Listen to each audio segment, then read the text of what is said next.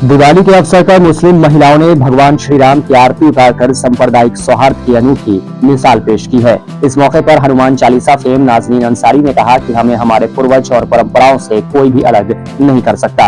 उन्होंने कहा कि धर्म परिवर्तन से ना तो पूर्वज बदल सकते हैं और न ही मातृभूमि। उन्होंने कहा कि जब तक हमारे पूर्वज भगवान श्री राम के नाम से जुड़े रहे तब तक दुनिया ने हमें सम्मान की दृष्टि से देखा, लेकिन अब शक की दृष्टि से देखा जाता है। उन्होंने कहा कि आज दिवाली पर मिट्टी के दिए से प्रभु श्री राम की आरती की और राम नाम के इस दिए के माध्यम से हिंसा नफरत के अंधकार को दूर करने के लिए दुनिया को संदेश दिया गया।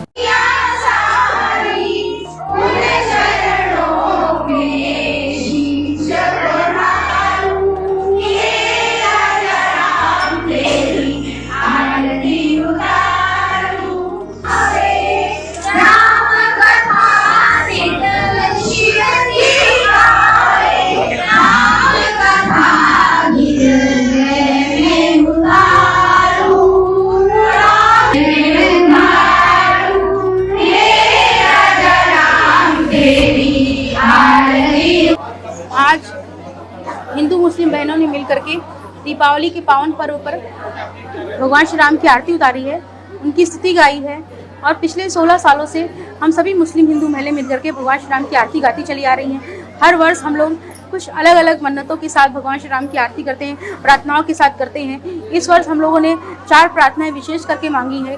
एक पहला तो ईरान में जो मुस्लिम महिलाओं के विरुद्ध अत्याचार हो रहा है, वो हिजाब के विरुद्ध प्रदर्शन कर रही हैं, उनको उस कुरीति से अंत मिले, उनको अत्याचारों से मुक्ति मिले और कुरीतियों का अंत हो, परंपराओं फिर से भारतीय परंपराओं में वो अपने लौट सके।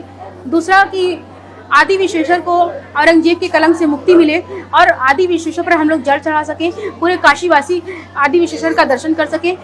तीसरा, रूस और यूक्रेन का युद्ध समाप्त हो और भारतीय मूल के लोग अपने संस्कृति की ओर लौटे, भारतीय मूल के लोग हर दुनिया में हर जगह फैले ताकि वहाँ पर शांति, खुशहाली और अमन बहाल हो सके, भारतीय परंपरा, सनातनी परंपरा हर पूरी दुनिया में फैले। चौथा कि भारतीय मुसलमान अपनी जड़ों की ओर, अपनी परंपराओं की ओर, अपने पूर्वजों की ओर लौटे ताकि पूरी दुनिया के मुसलमान ये जान सके कि सनातन संस्कृति कितनी मजबूत है, जहाँ पर किसी भी प्रकार का कोई संघर्ष नहीं है। भगवान श्री राम ने पारिवारिक संघर्ष को छोड़ करके 14 वर्ष वन में बिताया, अपने छोटे भाई के लिए गद्दी छोड़ी। तो वैसे ही पूरी दुनिया भगवान श्री राम के आदर्श को पढ़ती है, जानती है, समझती है। तो आज संघर्षों से मुक्ति मिल सकती है, क्योंकि जिस तरह से कट्टरपंथियों का अत्याचार दुनिया में बढ़ता जा रहा है, चाहे वो तालिबान हो, सीरिया हो, यूक्रेन, ईरान हो, पाकिस्तान हो, बांग्लादेश हो, सब जगह कट्टरपंथियों के अत्याचार से लोग प्रताड़ित हैं, पीड़ित हैं। वैसे ही पूरी दुनिया भगवान श्री राम के आदर्शों पर चल करके, उनके चिन्हों पर चल करके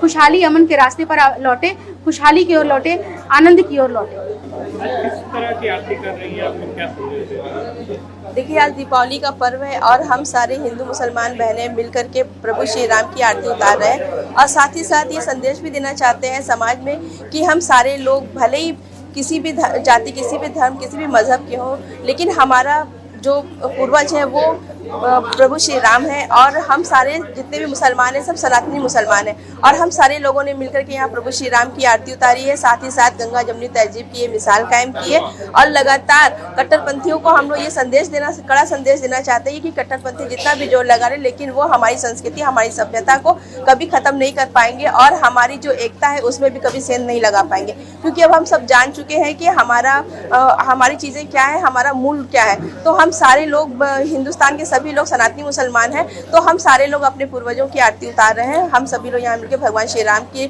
दीपावली पर्व को मना रहे हैं। किस तरह की आरती की जा रही है, क्या पूरी दुनिया में मुस्लिम महिलाओं ने एक जबरदस्त क्रांति छेड़ रखी है।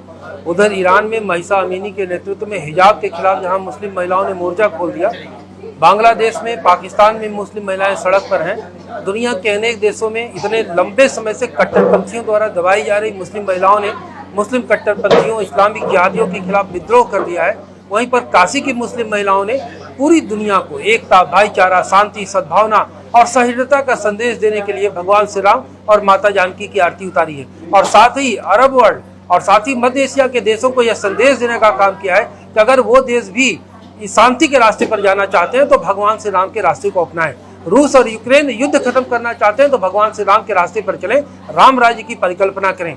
इसी तरह से कृति विश्वेश्वर मंदिर, आदि विश्वेश्वर मंदिर को मुक्त कराने के लिए, लोगों को जड़ों से जोड़ने के लिए और रूस और यूक्रेन को युद्ध को खत्म करने के लिए आदि विश्वेश्वर नाथ के मंदिर में पूजन अर्चन के लिए भगवान राम से इन्होंने कामना की है। अब मुस्लिम महिलाओं का यह प्रयास ऐतिहासिक है और आने वाले समय में मुस्लिम महिलाओं की क्रांति का इतिहास जब लिखा जाएगा तो ये काशी की मुस्लिम महिलाओं का इतिहास लिखा जाएगा, जिन्होंने शांति और भाईचारे को स्थापित करने का काम किया है और कट्टरपंथी जिहादी जहां फतवा जारी करके लोगों के सर तन से जुदा करने के नारे लगा रहे हैं, वही मुस्लिम महिलाएं लोगों के हृदय को जोड़ने के लिए, दिलों को जोड़ने के लिए भगवान श्री राम पर चलने का प्रयास, राम के पथ पर चलने का प्रयास कर रही है। यह अतुलनीय है, साहसिक है और ऐतिहासिक। दरअसल विशाल भारत संस्थान और मुस्लिम महिला फाउंडेशन ने एक साथ मिलकर वाराणसी के इंद्रेश नगर स्थित सुभाष भवन में दिवाली के अवसर पर भगवान श्री राम की आरती का आयोजन किया। इस मौके पर हनुमान चालीसा फेम नाजनीन अंसारी के नेतृत्व में कई हिंदू मुस्लिम महिलाओं ने उर्दू में रचित